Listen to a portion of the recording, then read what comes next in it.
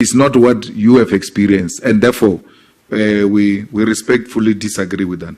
You know, this thing of territorial threats, we know them here. We've got an army base here in Botswana. What is America doing here in Botswana? Why is Africa not in American borders? What do you call that? And you come and say imperialism and colonialism is finished. When people expand their territorial expansion through putting military bases at our borders. There's a military base here. A study has been conducted that a fighter jet that moves from that army base to the Union building will not take less than 2 minutes to bomb the Union building.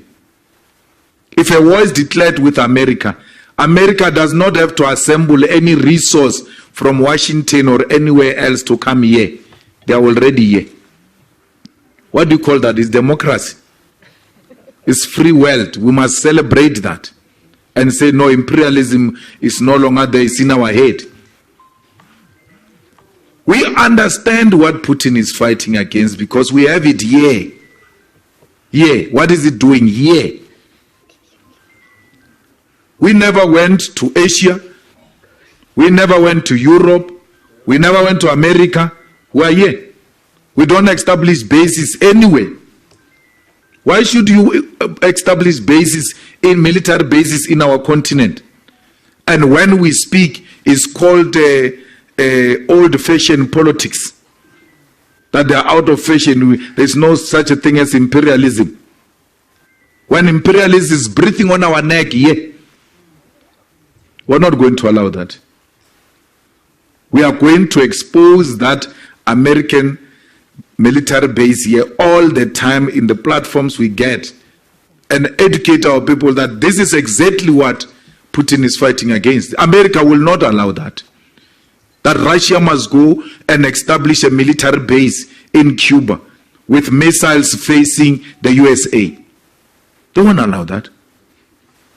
So we must not be allowed, we must not be asked to accept the things that you will not accept if they were to happen in your countries.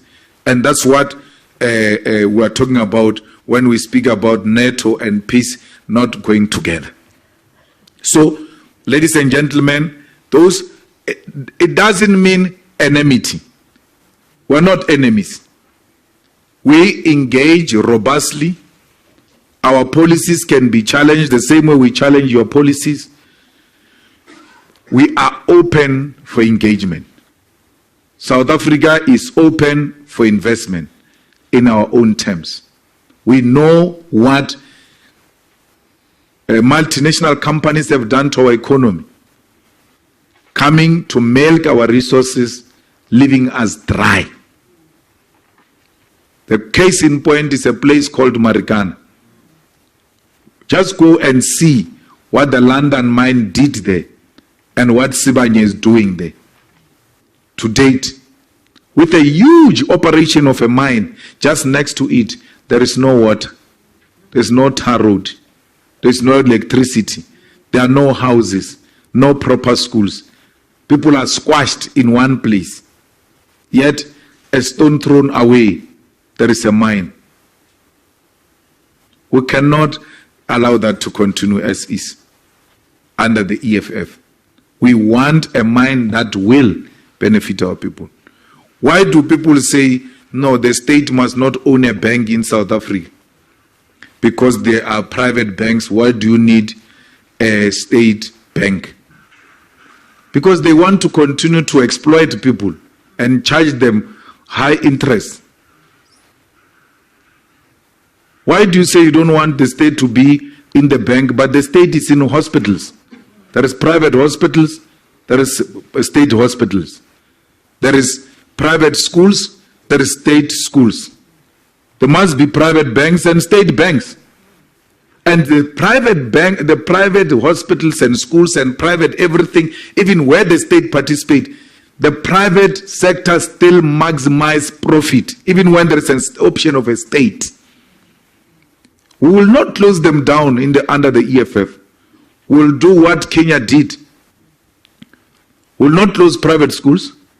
We will build quality public education where people will abandon private schools and go to public schools like in Kenya, where Kenyans leave private schools because public education is better. That's what we need to do. Private schools are closing in Kenya. So